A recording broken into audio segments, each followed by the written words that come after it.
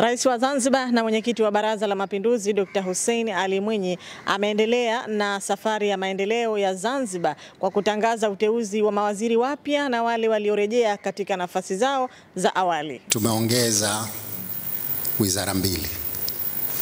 Sasa badala ya kuwa zile 18 za awali, sasa tutakuwa na 20. Na kwa kweli si kwamba tumeongeza kwamba mpya kabisa. Hapana, tumeziondoa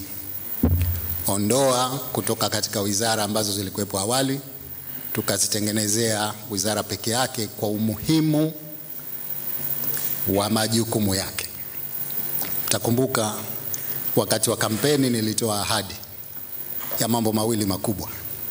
Kwanza ni kuhakikisha kwamba serikali inaendeshwa kidijitali zaidi, yani digital transformation. Sasa ili tuweze kufikia huko, tunahitaji eneo hili la mawasiliano kuwa na utendaji wa peke yake. Katika hatua hii muhimu inayotoa mwanga kwa utawala wa awamu hii ya 8, ameimarisha safu ya mawaziri na kupangilia wizara mpya, baadhi na nyingine zikibaki kama vile za awali. Ofisi ya Rais Ikulu, waziri atakuwa Dr. Saada Mkuya Salum.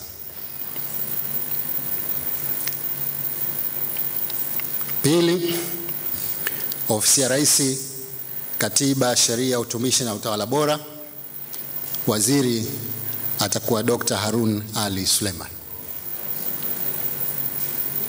Tatu, ofisi ya Rais, Tawala za Mikoa, Serikali za Mitaa na idara maalum za SMZ, waziri atakuwa Idrisa Mustafa Kitwana. Akiwa katika mkutano na waandishi wa habari uliofanyika hapa Ikulu Zanzibar, Dr. Mwinyi pia ameelezea kwa kina dira mpya ya serikali anayoiongoza na nafasi ya baraza la mawaziri katika kuleta mabadiliko chanya kwa wananchi wa Zanzibar, huku akisisitiza kuwa uteuzi huu ni sehemu ya dhamira yake ya kufanikisha vipaumbele vya serikali. Matarajio yetu ni nini?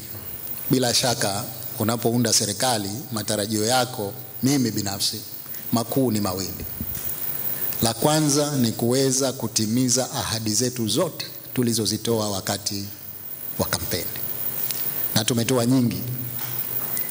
Lakini ukiacha ahadi, tuna ilani ya uchaguzi. Lakini tuna mipango yetu ya maendeleo ya ZADEP. Tuna vision yetu ya 2050. Lengo na madhumuni ni kuweza kuhakikisha kwamba haya yote tunayafanya kwa kadri tutakavyoweza. Sasa matarajio yangu kwa hawa ambao tumewateua leo ni kwamba waweze kuwajibika ipasavyo, kuhakikisha kwamba ahadi zetu tunatimiza, lakini vile vile tunatimiza yote yaliyomo katika ilani yetu ya Chama cha Mapinduzi, lakini vile vile tuende kwa kasi tofauti na kipindi kilichopita. Jambo la wiki moja lifanyike kwa wiki moja, sio miezi mitatu wala 6.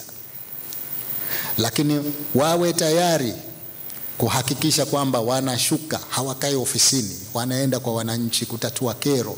Wakati huu unatoa hamasa na kuleta matarajio na mwelekeo mzuri wa maendeleo kwa wananchi katika kipindi cha pili cha utawala wa Rais Dr. Hussein Ali Mwinyi. Mimi naingia katika kipindi changu cha pili na ndicho cha mwisho.